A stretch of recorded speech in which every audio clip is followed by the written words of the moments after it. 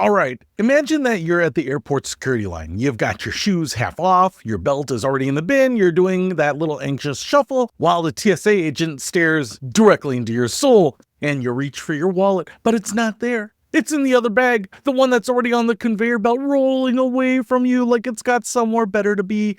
Now imagine, instead you just double tap your phone, hold it near a little reader, and walk right through. No wallet, no fumbling, no sweating through your shirt.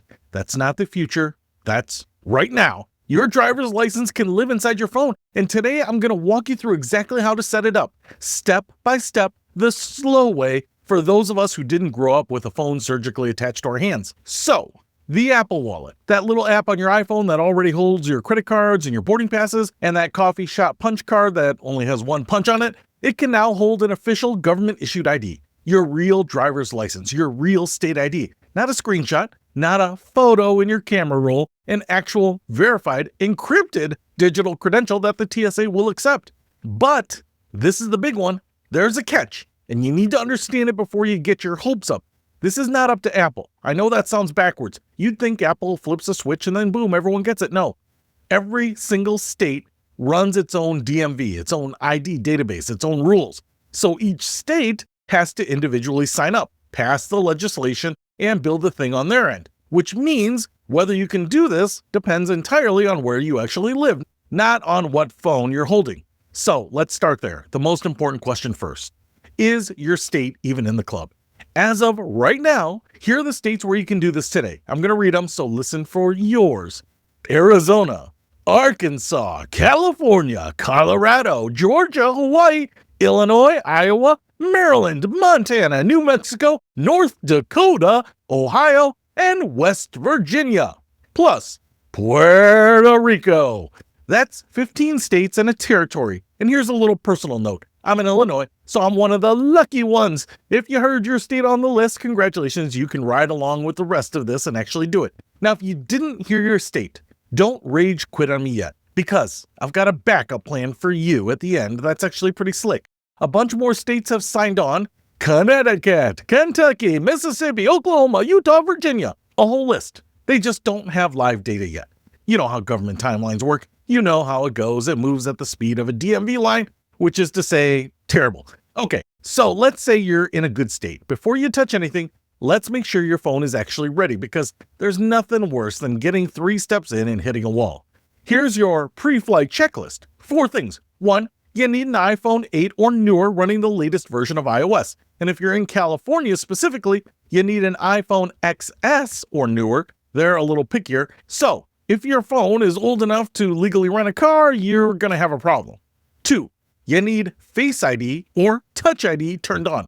That's the face scan or the fingerprint. This whole thing is built around proving who you are, so that's non-negotiable. 3, you need your Apple account to have 2-factor authentication turned on. If you don't know whether you do, don't panic. When you set up your phone, you probably did. It's the thing where it texts you a code. And 4, your device region needs to be set to the United States of America. For 99% of you, that's already done and you'll never have to think about it. Got all 4? Awesome. Then let's actually do the thing. Step 1, open the wallet app. It's the icon that looks like a wallet with some cards fanned out of it. It comes built into every iPhone. You can't delete it even if you tried. Step 2, up in the top right corner, you'll see a plus sign. Go ahead and tap that. That's the Add Something New button. Step 3, you'll get a menu of things you can add. Tap the option that says driver's license or ID cards. Then it'll ask you to pick your state. Choose yours. Step 4, now it asks a question. Do you want to add this to your iPhone or to your iPhone and your Apple Watch? If you've got one paired, pick whichever you want. If you don't have a watch, this is a non-issue. Just do the phone. Step 5, here comes the scanning part. Your phone's going to ask you to take pictures of your physical license, the front and the back. So go grab your actual plastic card. Pro tip from somebody who's fumbled this. Do it in a well-lit room. Lay the card on a plain, dark, boring background and make sure the picture's actually in focus before you submit. If it's blurry, it'll reject it and you'll be doing it again, muttering while you're doing it. Step 6. Now it wants to confirm you're really you and not some guy who found your wallet. So it's going to have you take a selfie, a live photo, and it'll walk you through a little series of head and face movements. Tilt your head, blink, look around, that kind of thing. Yes, you will feel slightly ridiculous making faces at your phone. That's just the cost of living in the future, so embrace it.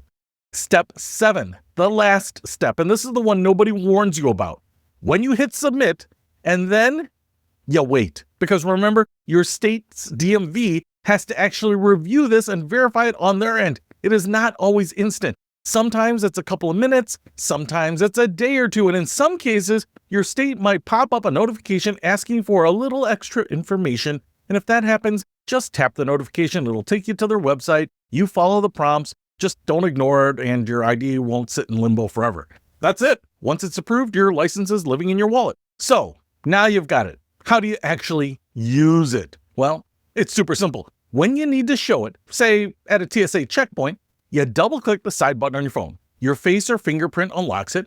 You tap the license, and you hold the top of your phone near their reader, just like you're using Apple Pay. And here's the part that matters. Your phone stays locked in your hand the entire time. You are never handing your unlocked phone to anybody. It only shares the specific info that's being requested, and you can get to approve it before it goes anywhere. That's actually more private than a physical card where you're just handing somebody a piece of plastic with your home address, your birthday, and everything else printed right on it.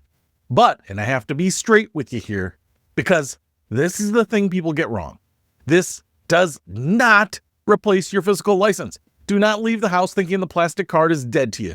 2 big reasons. Reason 1, law enforcement does not accept it. If you get pulled over, the digital ID in your phone is not going to cut it. You still need the physical card in the glove box. So this is in addition to, not instead of. Reason 2, it's not accepted everywhere yet. Where it really shines right now is the airport. Apple Wallet IDs work at TSA checkpoints at over 250 airports across the country for domestic travel. That's a genuinely huge practical use. But your local liquor store or the bouncer at the bar, they're probably going to want the plastic. We're still in the early innings here. So think of it this way. Right now, the digital ID is a fantastic convenience layer on top of your real ID. It's not a replacement. It's a really nice upgrade for specific situations that mainly involve travel. Now, I promised the folks in the non-supported states a backup plan, and here it is, because this is genuinely useful. If your state isn't on the list yet, but you have a current valid US passport, you can now create a digital ID in Apple Wallet based on your passport instead, and you can use it at those same TSA airport checkpoints for verifying your age and identity on domestic flights. A couple of catches. It needs a newer version of iOS, and it is strictly for domestic use. It does not replace your actual physical passport, and you cannot use it for international travel. But if you're stuck waiting on your state and you just want that sweet, sweet airport convenience, that passport route is your golden ticket right now. So here's the bottom line. If you're in one of those participating states, this is maybe a 10-minute setup that genuinely makes airport travel smoother, keeps a backup of your ID in your pocket, and is honestly kind of cool to pull out the first time. Just remember to keep the plastic card too. We're not all the way into the future yet, but we are absolutely on the on-ramp, and that's totally fetch. Give it a shot and let me know down in the comments how the setup went for you, and especially whether your state's DMV made you wait, because I have a theory that some states are way faster than others, and I want to see if I'm right, because I like being right.